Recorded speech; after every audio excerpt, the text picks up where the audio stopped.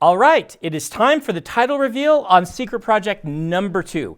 If you're following along with the covers, this is the one with the guy in a hat and standing on a planet with lots of planets spinning past him. This is the non-Cosmere novel among them.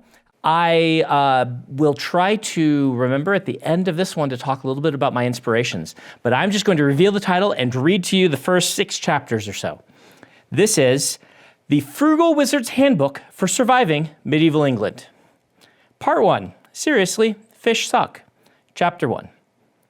I hated fish. Standing in the burned-out field, surrounded by charred stalks of grain and smoldering ash, I could safely say this single fact. I hated the taste of fish. The pungent flavor, the texture of the flesh, which shreds like something rotten, the sharp jab of the needle bones, which always seem to be hiding in the meat no matter how hard you search. Yep, fish, disgusting. That was, at the moment, the sum total of what I could remember about myself. No name, no background, just a latent hatred of fish. Damn, what had driven that point in my brain so forcefully? Had a flounder killed my parents or something? I turned around, hand to my head, trying to make sense of the black void that had consumed my entire self-identity. I was in a field. Stalks of something grew around me, plants a few inches tall. My utter inability to distinguish the variety indicated that I probably wasn't a farmer. So why was I in a field, and a partially burned out one at that? The burn marks made a circle, maybe 10 feet in diameter, with me in the center. Only just nearest me, the plants hadn't been burned. My feet stood on green stalks, smashed down into the soil. I glanced behind me and found that the non-bird portion made a distinctive human shape. My shape. A person stencil. So I was fireproof, maybe? That would be nice.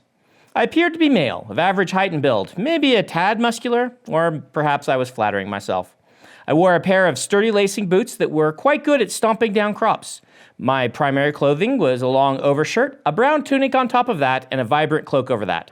So I probably wasn't going to get cold anytime soon. Under the tunic, blue jeans? Yeah, blue jeans. With a tunic and cloak? That was odd. Oh hell, was I a cosplayer? And why could I remember that word perfectly but not my own name? Right, so maybe I'd gone out into a field to take some pictures for the local Renaissance fair or whatever. I brought along pyrotechnics to make for a cooler shot of my character, and I'd accidentally blown myself up. That seemed plausible enough. So where was my camera, my phone, my car keys? My pockets turned out to be empty. I hesitantly stepped away from the me stencil, my feet crunching on crisply charred stalks of once plants. That was an uncomfortably round circle my explosion had created, like it was perfectly shaped, and some of the stalks were still smoldering. The air smelled of smoke and sulfur. I did a quick search around the burned out circle and I didn't find anything of note. Dirt, rocks, plants. No pile of belongings. I was beginning to doubt my photo shoot theory. Maybe I was just a weirdo who liked to dress in old-timey clothing and go, explode in fields. You know, as one does. In the distance, I saw a dirt road leading to a group of old-timey buildings with thatched roofs. They were far enough away that I couldn't tell much about them. I shook my head and let out a lengthy sigh. I had to. Wait, what was that on the ground? I rushed over and plucked a fluttering piece of paper from between 2 stones. How had I missed this in my search? The edge was burned, and it only had a few lines of text on it. The Frugal Wizard's Handbook for Surviving Medieval England, 4th edition, by Cecil G. Bagsworth III. I read the words 3 times, then looked into the distance at those old-timey buildings again. The truth began to settle on me. I wasn't a cosplayer. I was visiting some kind of theme park. Was that more or less nerdy? Now that I knew what to look for, I spotted another loose piece of paper fluttering at the edge of the field, near some woods. Maybe it would have a map on it, telling me how to get out of this place, or at least list where I could find a first aid station. I'd obviously hit my head or something. This page was burned worse than the other one. 2 chunks of the text were legible, one on the front side, one on the back. Can be traumatic, though don't worry. As part of your package purchase, a suitable location will be chosen for you to recuperate upon arrival. In addition, it is suggested that you use the handy notation guide at the back of the book, where you can write pertinent information about your life. The transfer process can leave the mind muddled, but often, a few facts about one's life can jog loose other details. Don't stress the initial disorientation. It is a common side effect, and all you need to do is... Well, that seemed like an awful place to cut off. I flipped the page over. Seemed that the offerings of more expensive packages, sold by so-called premium companies, might be more useful in helping you recuperate. Servants, a luxury manor, and medical staff. But the frugal wizard, trademark, doesn't need to be so extravagant. Indeed, such services might make things too easy. See the study done by Bagsworth et al., page 87. Though we can accommodate such requests as well, don't fear if you can't afford them. The frugal wizard, trademark, is capable and confident on their own and does not need coddling. With this handbook, you can navigate easily. Just read and learn all the tips and secrets you'll need for... All right, so maybe I bought some kind of travel package? One that was really hard on the body for some reason? I put a hand in my head, and a thought fluttered at the edge of my consciousness. I'd chosen this, hadn't I? I'd chosen to do what? For a moment, I seemed so close to answering that. Then it was gone. Regardless, it didn't look like I'd arrived at a suitable location to recuperate. I'd woken up in the middle of a field, a burning field. The review almost wrote itself. Quote, an ideal experience if you happen to be a pyromaniac cow, 1 star, end quote. Voices in the distance. My body moved before I registered the sounds, and in seconds I'd slipped into the forest and put my back to a tree. I reached to my side by reflex for... Hell, was I reaching for a gun? I was wearing nothing of the sort, but I found myself uncomfortable by how quickly and silently I dodged for cover. It didn't necessarily mean anything nefarious, though. I mean, maybe I was just a champion player of hide-and-seek. Or, paintball hide-and-seek. I'd just been thinking about finding help, so I should have been happy to be noticed. But something made me stick there, behind that tree, my breathing slow and easy, deliberate. Whoever I was, I had experience with this sort of thing. I was close enough to hear when the people arrived. What is it, Ailstan? A timid man's voice said, speaking perfect modern English, albeit with an accent I couldn't quite place. It sounded vaguely European. Lanswhite? No, this was no act of white, a stronger male voice said. None that I've seen, at least. Logness flames, perhaps? A woman's voice said. Look at the outline of that figure, and there were those incantations scattered about. It looks like someone was burned alive, the first voice said. Fires from heaven consuming him, that clap of thunder on a sunny, bright day. The deep voice grunted. I stayed in place and resisted the urge to peek. Not yet, my instincts whispered. Call everyone together, the firm voice eventually said. We'll put out sacrifices tonight, as if from a harvest. And Hild, that scop, did she leave yet? Earlier today, I think, the woman said. Send a boy to chase her down and beg her to return. We may need a binding, or worse, a loosening. She's not going to like that, the woman said. Another grunt, then footsteps on the soil retreating. I finally peeked around the side of the tree and picked out the 3 people walking back toward the distant buildings. 2 men and a woman in archaic clothing, tunics and loose baggy trousers on the men.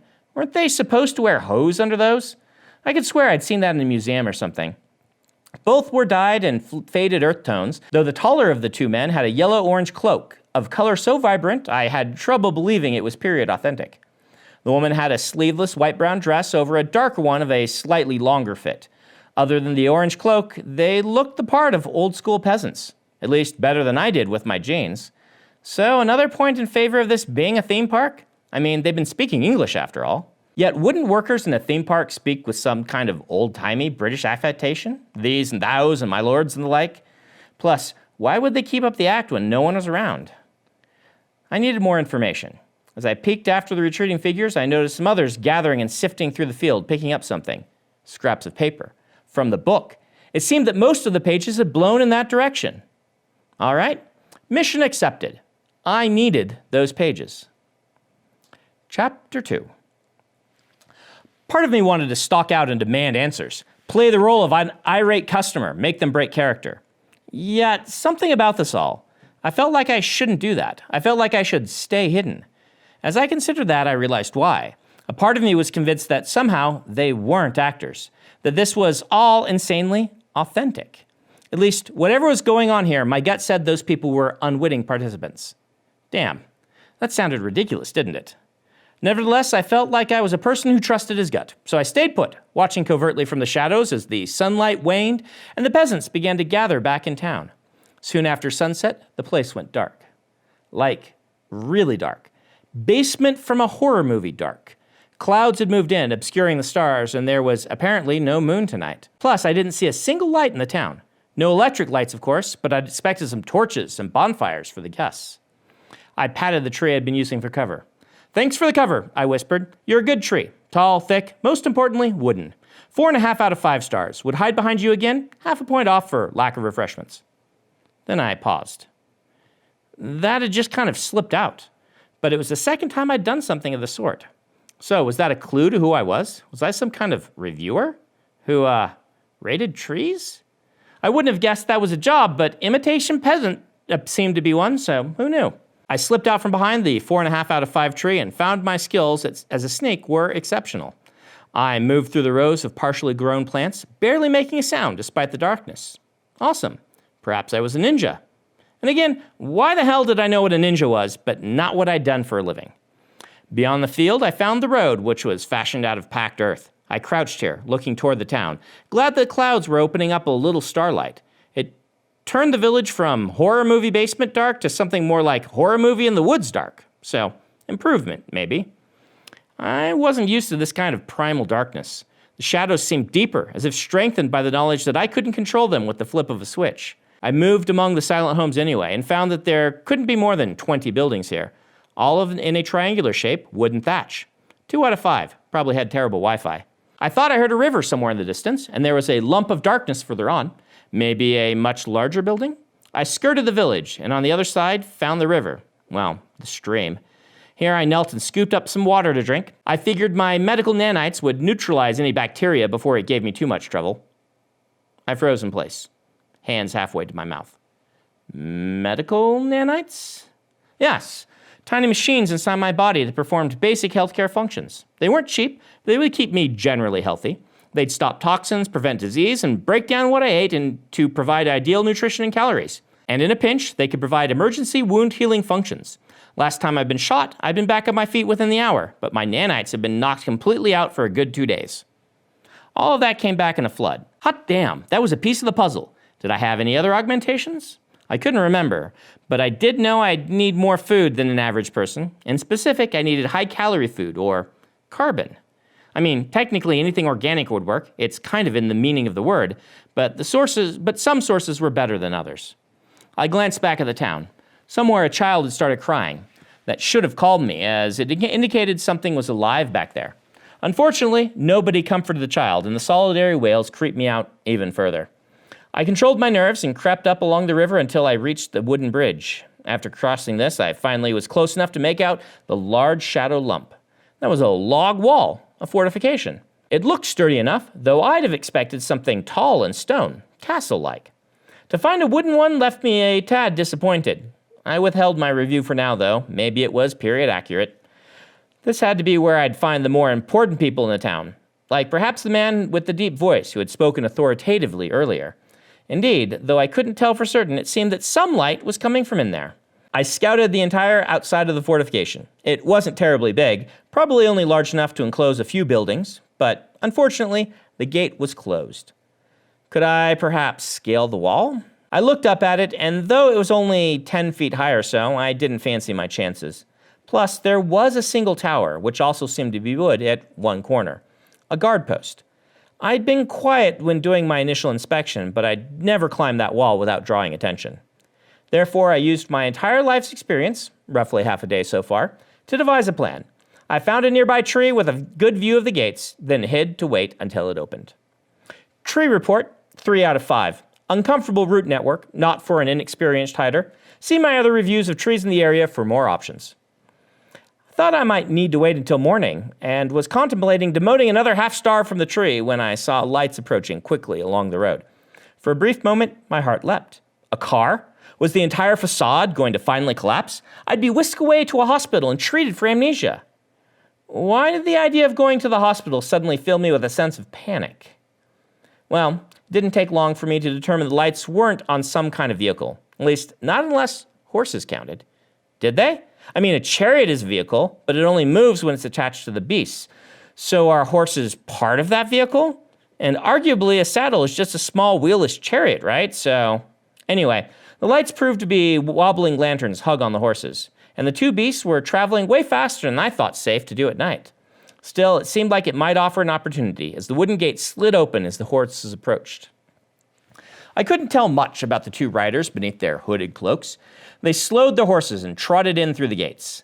A few lights were lit further inside, illuminating two larger structures, one of stone, the other of the same slightly ramshackle wooden thatch of the village. I couldn't really call this a castle. It was more two barns with a really big fence. Those inside didn't immediately move to close the gates, perhaps anticipating that the riders might leave again soon. The two did have the look of messengers. So I took my opportunity, slinking forward through the darkness. I kept telling myself that I wasn't doing anything dangerous, that this was just some extravagant kind of play acting. And yet, my worry persisted. Why was part of me so certain, against logic, that this was all real? Well, my sneaking skills got me through the gate without being spotted. It was still pretty dark, and I just had this instinct for how to stick to the shadows, how to not present a profile, how to move without making noise. The fact that I kept wanting to rest my hand on the non-existent gun made me concerned about where I'd gotten these skills. They didn't seem the type of abilities that belonged to the law-abiding citizen who spent his days reviewing trees.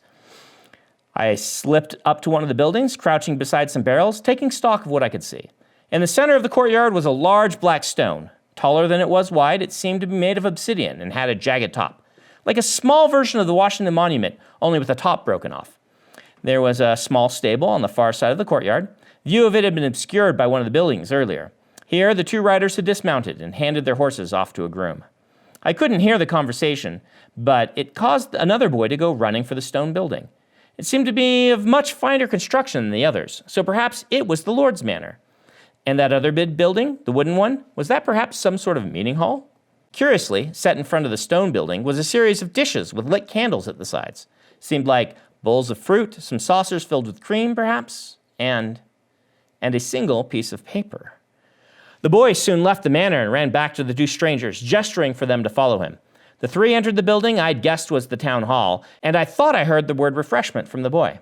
Perhaps I should have been interested in those men, but my attention was held solely by that piece of paper. Was it from my book? Why leave it out in front of the building like that? This all seemed so bizarre. Was I maybe part of some ridiculous social experiment? A reality television game? I forced myself to wait a few tense minutes until, as I'd expected, a man in an orange cloak left the manor, accompanied by two soldiers. At least they carried long one-handed axes and round wooden shields. No armor that I could see. They had a vaguely Viking look to them. "Hey, Oswald," one of them shouted toward the wooden thatch tower. "Close the gate!" As the Lord and his two men entered the hall, a younger soldier came scrambling down from the tower. He grinned to the others and bowed a little too much to the Lord. He crossed over and began to swing the gate closed. For how big it was, it seemed kind of flimsy. The Lord was inside, and the guard's attention was on the gate. Time to move. I was out and scuttling across the courtyard before I had time to think it through. My body seemed to know what to do. Knew that waiting would make me miss this opportunity, but also knew that I shouldn't sprint. That would make too much noise. Feeling exposed, I swiftly walked past the black stone, then past the bowls and candles, where I snatched the paper. Within seconds, I had crossed the courtyard and found cover beside the meeting hall. My mind was still trying to catch up to what I'd done, but my heart was thundering. I took a few long, quiet breaths to calm myself, then glanced at my paper. But there wasn't enough light to read by. Right, darkness, horror movie, all that. Well, there was a window a little further along the meeting hall. The shutter was latched, but light was seeping out. So I crept up to that, then held my paper close to the cracks. It was filled with printed words, matching the other pages I'd found. But this one was barely singed. It read, Chapter 2, Your Own Dimension. The intricacies of dimensional travel are unimportant, and we recommend you not trouble yourself with them. We here at Frugal Wizard Incorporated have done the hard part for you. All you need to do is pick the package you want, and we will deliver to you one pristine Earthlight, trademark, dimension. I stopped reading. The words blurred as my eyes unfocused. I remembered. Not everything, not even very much, but a tiny piece snapped into place. I knew where I was. This wasn't a theme park. It wasn't some kind of strange social experiment, nor was it a game. This was another dimension, and I owned it. Insert your own dimension. The intricacies of dimensional travel are unimportant, and we recommend you not trouble yourself with them. We here at Frugal Wizard Incorporated have done the hard part for you. All you need to do is pick the package you want, and we will deliver to you one pristine Earthlight, trademark, dimension. That said, a little history never hurt anyone, unless you end up getting stabbed by a knight. That's just a little interdimensional humor. Our dimensions are perfectly safe. Footnote 1. Legal disclaimer, this statement is made for entertainment purposes only. The interdimensional traveler takes any and all responsibility for all killings, maimings, injuries, dismemberments, and impalements that might happen to them in their respective dimensions. By signing with us, you agree to arbitration in the event of a dispute, to be adjudicated in the dimension of our choice. Anyway, though interdimensional travel was discovered in 2084, only recently has the technology been declassified and deregulated. This allows not only recreational dimensional tourism, it offers the opportunity of a lifetime. As an interdimensional wizard, trademark, you are part of a bold new segment of explorers. Like the ancient homesteaders who rushed to claim the wealth of lands in the American West, you may stake your claim on a unique dimension. Frugal Wizard Incorporated has obtained a band of the 305th spectrum of Category 2 medieval derivative dimensions. That fancy lingo means that our dimensions are mostly kind of similar to one another and are 2 categories removed from Earth itself. Things will be familiar in there, but not too familiar. We want to remain exciting after all. We spend all of our time poring through the dimensions, selecting only the most favorable for a wizard inhabitation. Act now before the good dimensions are all claimed and you are left without. Footnote 2. Legal disclaimer, this statement is made for entertainment purposes only. Dimensions are technically infinite and we cannot, quote-unquote, run out. Chapter 3. Yes, I owned it. Like, I owned England, I owned this planet, I owned this entire universe. On paper, at least. I wasn't sure about the specifics. My memory was still performing at a decidedly 0 out of 5 level. But the page I'd recovered indicated that this was new technology, or at least new to the general public. I didn't have a ton of experience with this sort of thing. That might explain why it had taken me so long to remember. Regardless, I did remember some. People could buy dimensions. Well, technically you bought exclusive access, managed by an unbreakable quantum passcode only you could unlock. And you bought the legal right to do whatever you wanted in that dimension. Courts had ruled that our world's laws couldn't be applied to other realities. I mean, in some of these places, the laws of physics, as understood in our dimension, didn't apply. So why would the UN General Constitution? I seem to remember something about how these dimensions weren't considered quite as, quote-unquote, substantial as our Earth. Whatever the reasoning, this place was mine. It was a playground the size of a planet. But what did that make me? Tourist? History buff? Would-be emperor? What had been my motives for coming to this place? Why had I woken up in a field rather than some pre-prepared stronghold or some, I don't know, science place? Well, I definitely hadn't been an academic, but I was pretty sure that in buying this place, I wasn't supposed to have been sent off to land in a field. Something had gone wrong. As I considered the implications of all this, voices from inside the gathering hall reminded me to pay better attention to my surroundings. Right, I was unarmed, abandoned, and hiding outside some rural lord's feast hall. If I were to saunter in, explain that I technically owned all of this, and ask them all to kindly obey me, well, I suspected they'd saunter over to me, explain that the sword they'd rammed into my gut didn't care what I claimed, and ask me kindly to avoid bleeding out on the rug. Could I do something to impress them with my fantastical, futuristic knowledge? Did I have any of that? I racked my brain, but it seemed my quote-unquote futuristic knowledge equated to a handful of movie quotes. I also knew that computers someday would exist. They involved circuits and processors. I had medical nanites, but that would be difficult to show off in an impressive, hey look, I'm a god sort of way. My most consistent superpower was the ability to get coughed on a lot, but not get sick. I could heal once from a larger wound, but that would leave me exposed in case someone decided to see if I could replicate the feat. None of that felt like good peasant quelling mechanisms. Maybe I could get bitten by a snake or something and not die. Where did one find a snake, anyway? I had to find the rest of that book. Maybe it would include some kind of helpline I could send a carrier pigeon to? I made my way carefully around the back of the building, approaching a closed window, closer to where the voices were speaking. I would certainly not wish to offend the Earl, a deep voice was saying. I recognized it from earlier, Mr. Orange Cloak, the local lord. But this is most unusual. We have a scop in town. Perhaps she could. Another voice said something quieter. It sounded threatening, but I wasn't close enough to hear. Now? Orange Cloak said. You want to visit the site now? The other voice spoke, and I wished I'd been close enough to make it out. But footsteps followed, and they left the building. Great. I'd spent so long trying to decide how to prove I had superpowers that I'd missed the entire conversation. I snuck around the side of the building, hoping to catch something relevant as they left. Indeed, as they stood in the courtyard, waiting for the gate to open, the Lord turned to the cloaked newcomers. "If this man you're seeking is nearby," the Lord said, "we shall find him. But I must warn you, it looked very much like he had been struck down by act of God or ancient king." The messenger didn't reply. Together they strode out the front gates, and the Lord, seemingly distinctly annoyed, followed with wide strides, shaking his head. Wait, they were looking for me? They were looking for me! Relief surged through me. Something had gone wrong during the transfer to this dimension, so the people who maintained this all had obviously sent rescuers. It seemed I was wrong, and I wasn't the only one who could get into this dimension. Maybe I'd left them with the key and permission to come help. I stood up from behind the boxes I'd been using as cover, then raised my hand, preparing to call to them. But then I heard a sound from behind me. I reached for my non-existent gun yet again as I spun and found two people just behind me in crouching postures. They'd been creeping up through the shadows behind the hall. As soon as I turned, the person in the back, a 20-something woman, pointed at me with a panicked expression.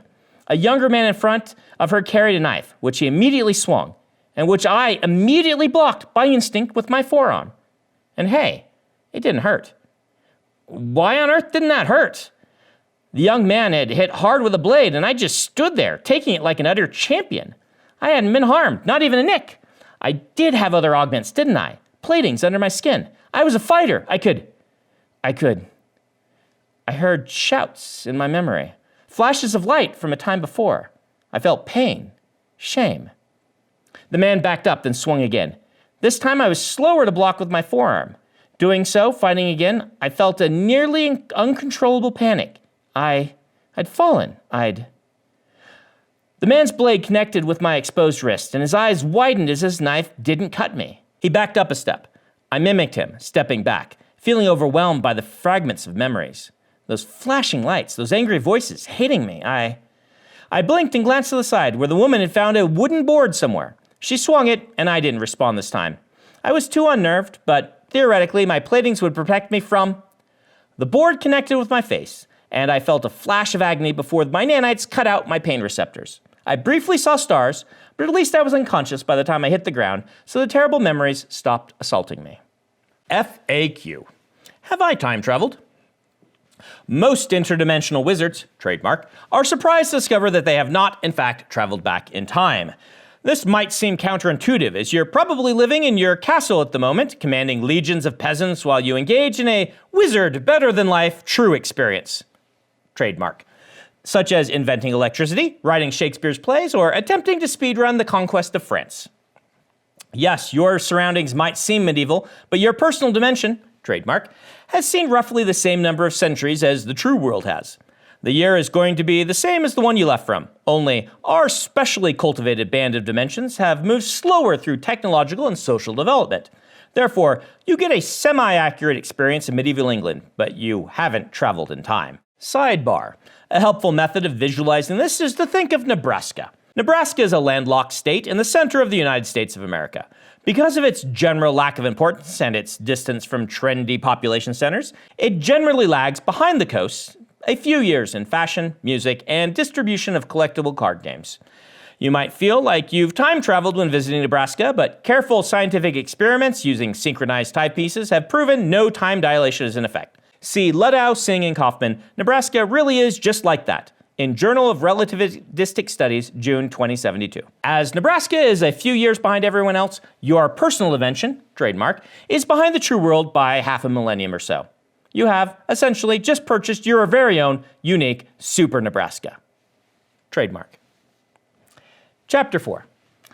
When I woke up, the young woman and man were standing on the ceiling.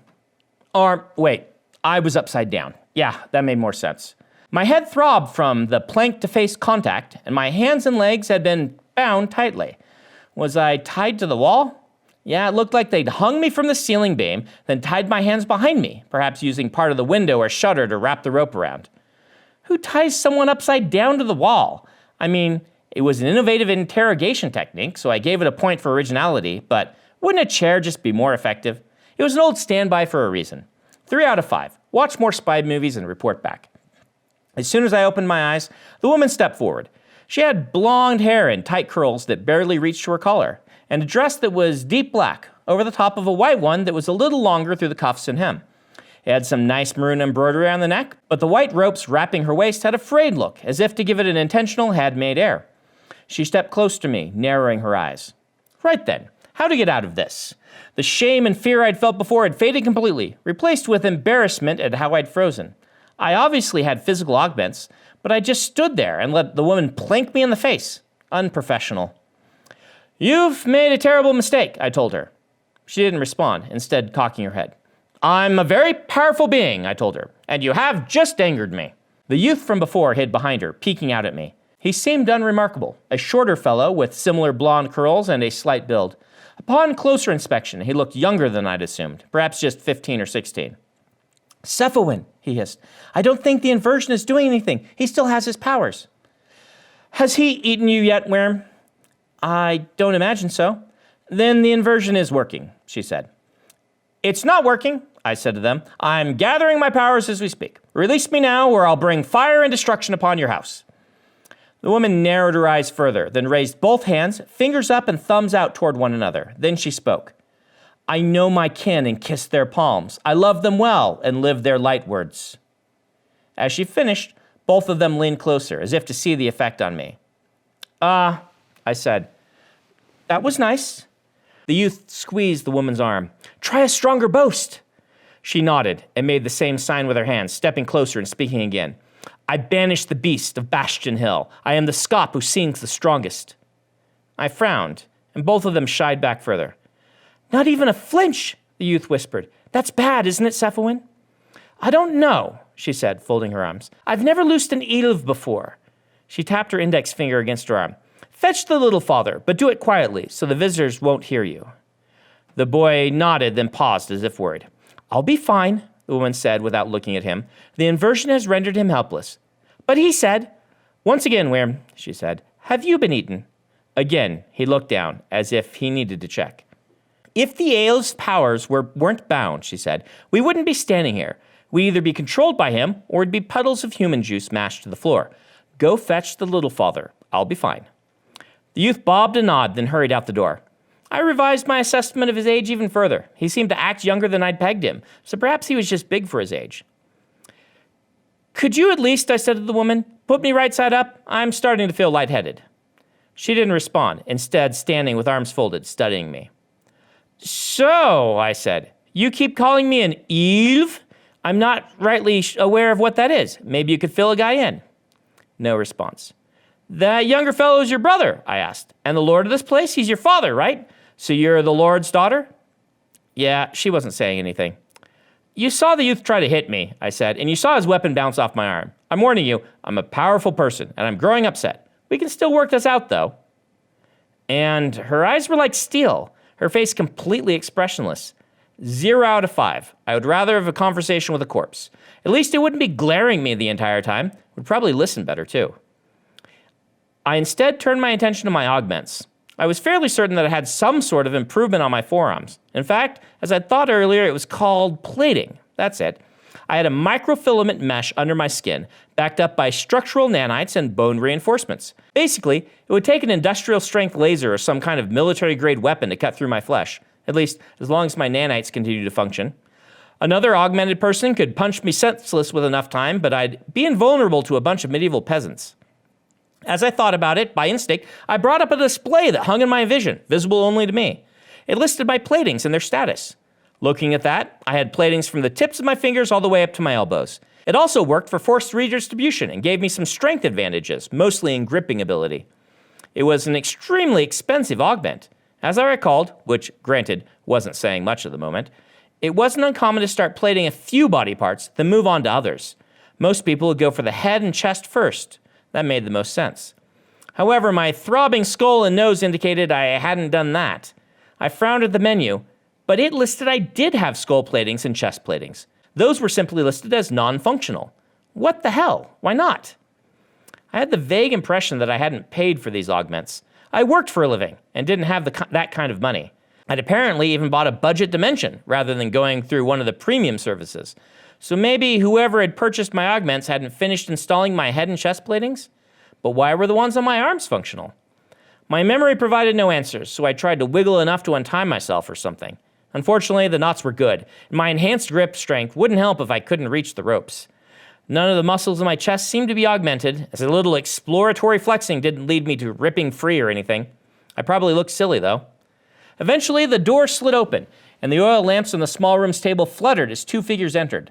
One was the youth from earlier, Worm, she'd called him. The other was Mr. Orangecloak, muscular, a good 6'4". This fellow towered over the woman. His beard was streaked with gray, as was his hair, and he looked to be in his mid-40s. But man, he seemed like he could have gotten into a boxing match with a boulder and won. Weren't people in the past all supposed to be much shorter than modern people or something? And the colors of the oranges and yellows on his clothing were much brighter than I'd have thought they could make in those olden days. I'll be frank, little father, the young woman said. What had her name been? I have no idea what to do with this one. What is he? The Lord asks, eyes narrowing as he studied my jeans, now fully on display with the bottom of my tunic flopping down to the tie about my waist. Not a Landswhite, she said, since obviously we can all see him fully. But look, he's clean-shaven as any woman, with shorn hair, feminine hands. Hey, I said, and not a particularly muscular build. I'll have you know I'm considered quite athletic among my people. Plus pale skin and delicate features to the face, she finished. Also note the perfect teeth and pristine nails. Though I've never seen an elf, I know the Lord, little father. This matches the descriptions perfectly. Not a god, then, the Lord said, relaxing. Plenty dangerous, the woman said, perhaps more so. A god would want something natural from us. An elf. He took one of the offerings, little father, the youth said. The incantation. He didn't care for the food or drink. Written word, the Lord said, stepping closer to me. Did you bring it into our realm, elf, or did its arrival draw you? What can we do to appease and loose you? Cut me free, I said in my most intimidating voice, and apologize for the treatment I've suffered. The Lord smiled, and I'd been prepared for a mouthful of dingy, rotten teeth. Looked like I'd been wrong about that guess as well, as he seemed to have all of his teeth, and while they weren't pristine white, they weren't rotting either. They weren't exactly straight, but for a guy living in a time before, I assumed, dentist, his smile wasn't half bad. 2.5 out of 5. Won't break the camera. Cut you free, the Lord said. You think I've never heard a ballad before, elf? It was worth a try, I said. Very well. I shall require a berry that has never seen the sun, 2 stones polished by a frog, and 1 leaf of nightshade. In return, I shall leave your quaint village with a blessing and return to my people. The Lord glanced at the woman, who shrugged. I'll see what can be done, the Lord told me. Or, I said, you could tell those 2 men looking for me that I'm here. Then you could turn me over to them. Ha, the Lord said. Again, you think I've not heard any ballads? Besides, though I suspect you have the power of glamour when not inverted, you don't have it now. You aren't red-haired, nor do you have the features of a foreigner, like the man they claim to be hunting. So they wouldn't want you. Wait, the men weren't looking for me? The Lord turned back to the woman. I still thought she might be his daughter. Both her and the boy were dressed better than the others in this town, after all. But why did she call him, quote-unquote, little father? I need to attend to the Earl's messengers before they find my absence strange, he said to her. Something is odd about them, about this entire day. Will you stay here or join me? I'll stay, she said. Take my brother. Send him to me with word if anything truly unusual happens with the messengers. Orangecloak nodded to her and left, the younger man trailing after. The entire structure shook as he shut the door with force, and, though I was getting lightheaded, I found his interaction with the woman curious. She wasn't bowing or scraping nearly as much as I'd assumed. Barely a milord mentioned. It seemed I really just should throw away everything I thought I'd known about the past. The woman was still watching me. Great. Was this going to be another quote-unquote conversation with a wall? Look, I said, can we? Let's cut the lies, stranger, she interrupted. I know what you really are. Chapter 5. She did. You do? I said. This is a good village, she said, with a strong and diligent thane. Yet they don't have much. Why upon the seas would you pick here to run your scam? Scam? Oil with a stencil to create the burned-out figure, she continued, which I'll admit is more ingenious a creation than I've seen in the past. Scattered pages of text is nothing new, though I'm shocked you were brazen enough to take one from an offering. That had me considering for a while, but the demands you just made of the thane? Ridiculous. Ah, she thought I was a grifter, come to pretend to be a creature of mythology in order to bilk the locals. Actually, that was a good guess. It matched events well, and I was a grifter in a way. It was an apt description of a dimensional tourist. Next time, she added, flinch at my boasts. I find it incredible that you could put so much preparation to your scam but do so little research. You made yourself look exactly like an elf, even shaved your beard, but you couldn't do a little play acting? How could you be so incompetent yet capable at the same time? Play along, my instinct said. You can ride this. The hit to the head, I said to her. Did you have to swing so hard? When I woke up, I barely remembered what I'd had for breakfast, let alone what my plan was. She grunted, arms still folded, golden curls wobbling as she shook her head at me. You can't be alone. Those messengers are with you? They have your accent.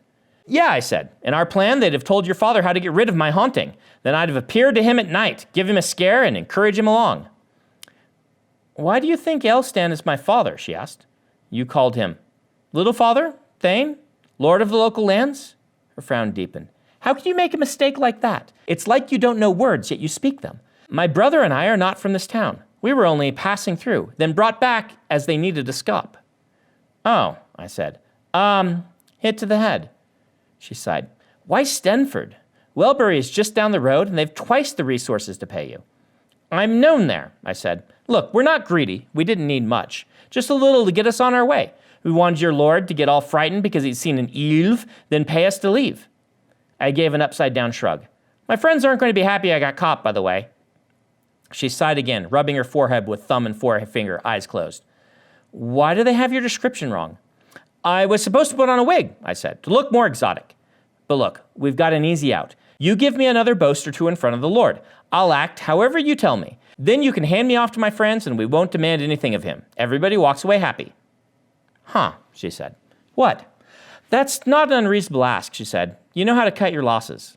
Of course I do, I said. I promise you. I just wanted to grift a little. A warm meal. We weren't going to scam anyone hard.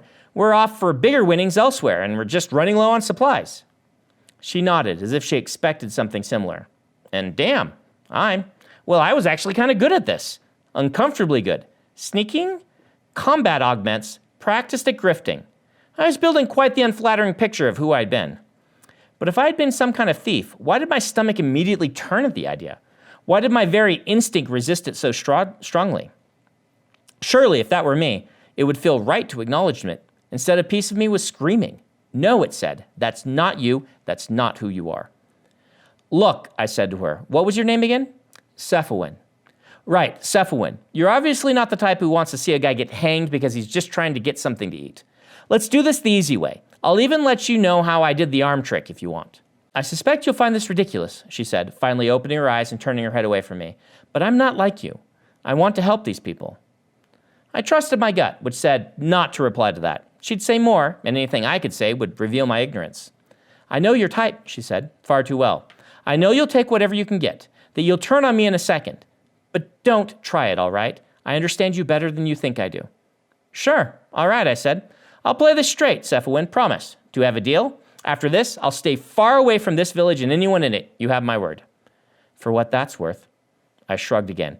It's either that or you try to convince the little father I'm a liar and I do my best scary elf imitation and we see who wins. But in that scenario, someone also has to lose. Elf, she said. Elf. Say it right. Ilf, I tried. Closer. She walked up to me, slipping a knife from her pocket. Hey, a pocket in her dress.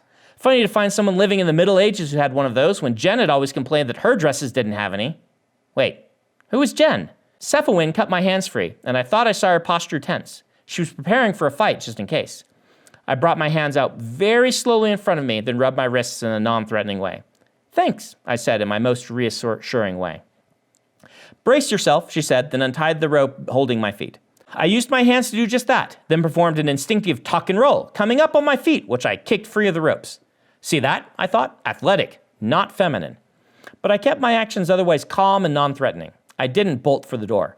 My best bet at getting free was to have her turn me into those messengers. Except they hadn't described me. But she said our accents were similar. Hell, I really needed more information. Don't suppose, I said, you have the rest of my incantations stashed around here. Those were kind of hard to get a hold of. You shouldn't be playing with the written word from other lands, she said. You'll attract the attention of the gods. I'll risk it. She shook her head at my apparent foolishness. I'll get them for you. Honestly, I wasn't sure what to do with them. Burning them would draw Lognas at ire for sure, but merely handing them would draw Wodens. So just take them and carry the weird away with you in your foolish airs. Airs? Did that mean ears? A whole lot of gibberish there, but I nodded to her in thanks. The papers still seemed my best bet at learning about this place. I was practically a baby here for all I knew about the Middle Ages. Jen would laugh at me for... Oh, Jen. Jen was dead. Chapter 6. It was strange to feel that sudden sense of loss, that sudden pain for Jen. A person whose face I couldn't remember. But it was here, a knot inside of me. No, like a scream inside of me, suddenly audible now that the door had been opened. I missed her terribly. This raw pain, like a bruise before it went blue. I'd lost her. Somehow I'd lost her. I felt it fresh, as if it had just happened again. I stumbled, putting one hand to the nearby wooden pillar. I put the other to my head. Jen. Hot damn, this had been her dream. This place, this was what I had left of her. She'd have been aghast by how many assumptions I made about this people. Isn't it incredible? Her voice drifted to my mind. To think, generations upon generations, thousands upon thousands of years worth of people have lived, but they're all the same as us. Teleport someone from ancient Egypt to the modern era, and they'd be indistinguishable. Same passions, same cleverness, same biases about different things. You'll see. Someday when we can afford a dimension, you'll see. I held my head. I didn't remember much more than that at the moment, just some words, a voice, so beautiful, and the pain. Too real to belong to me, the man whose life was a lie or a joke, alternatingly. Cephalwyn stepped closer, watching me with suspicion. Yeah, this looked like a classic weakness feint, and she likely worried I'd make a play for the knife. Instead, I forced out a wan smile. Sorry, I said. Hanging upside down did not help this headache. Again, did you have to swing so hard? She rolled her eyes. Did you just roll your eyes at me? I demanded. Oh, look, she said, doing it again. Cobwebs near the ceiling. You're lucky, I told her, that you caught me surprised. I can be very dangerous in a fight. Careful, she said. The spiders in the eaves look for empty, unused spots to build their webs. Keep talking, and they'll investigate the vacuous spot between your ears. Eve. She gave me a flat stare. Just saying, I told her, folding my arms. What next? We'll go out and tell the Lord I managed to use your ancient name to bind you. If he asks you, tell him Kraft has forced you to do my bidding, and I am banishing you. Kraft, I said. Got it. Kraft, she said. Kraft. Your accent, she said with a shake of her head. You're Walish, aren't you? Welsh, I said, figuring that one out. Yeah, totally. And this place is Westwara, she said. Home of the Westwarrens? You can't actually think I'll believe that you don't know that. Westwara? My British history wasn't the greatest, granted, but shouldn't I have heard of that place? Well, come along, she said. We'd best go talk to Lord Elstan, and before your friends end up saying something that ruins our plan. I followed behind as she took one of the lamps, blew out the others, and we finally left the room. Turned out we'd been in some kind of side chamber to the Great Hall, pretty close to where I'd been dropped. I guess that made sense. We rounded the building to the main courtyard, which was empty for the moment, though the candles still illuminated the bowls in front of the Lord's manor, one full of berries, the other brimming with what appeared to be milk. I had to guess this was some kind of folk superstition, a way to appease these landswites I'd heard people mention. So, I said, you're a poet who performs boasts and ballads? A scop, is that the turn? No need to act so amazed, she said, eyes forward as we walked up to the front of the manor, where the young guard from before stood at the door with axe and shield. Hey, he said, I'll just see if you can go in. She nodded as he went to check for us. I glanced over my shoulder, a little extra wary. Face bored me once, shame on you. Face bored me twice and... Wait. The milk and berries were gone. The candles were still there, as were the dishes. Their contents, which had been there just moments ago, were gone. Cephalwyn noticed that I'd suddenly gone tense because she spun, hand going to her dress pocket. What? She hissed. The berries and milk, I said, pointing. They've vanished. Yes, she said. The whites have been staying near you. If you're nice, I'll try a loose thing for you. I think one of them may be upset by the page you stole. It was mine. Not after it was offered to them, it wasn't, she said. I did warn you about inscriptions. All right, that was uncanny. I was sure I'd seen those dishes full. How had the contents vanished? I scanned the courtyard, and though it seemed empty, those shadows could hide plenty, as I'd proven by getting caught. This has to be some kind of sham, I thought. I wasn't given much time to think about it as the guard returned. He seemed a good-natured fellow and eagerly held the door open for us. He even bowed to Cephalwyn as she entered. Poets were given a lot of respect here, it seemed. Miss Bushman, my middle school English teacher, would have been proud. Hey, that was another bit I remembered. It seemed to be coming back, if slowly. Grinning, I followed Cephalwyn into a small entryway in the front of the manor. It held a pair of oil lamps on the walls and a bright orange rug on the floor.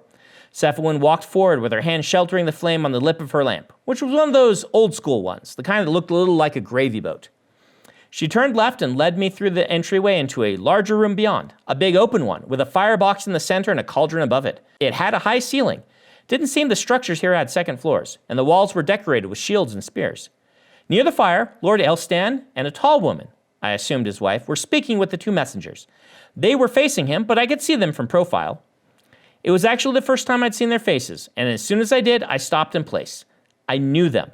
That one on the left, the tall brute whose chin and forehead were trying to outdo one another, that was Ulrich Stromfin, a man who absolutely, 100%, no question about it, wanted me dead. We will stop there.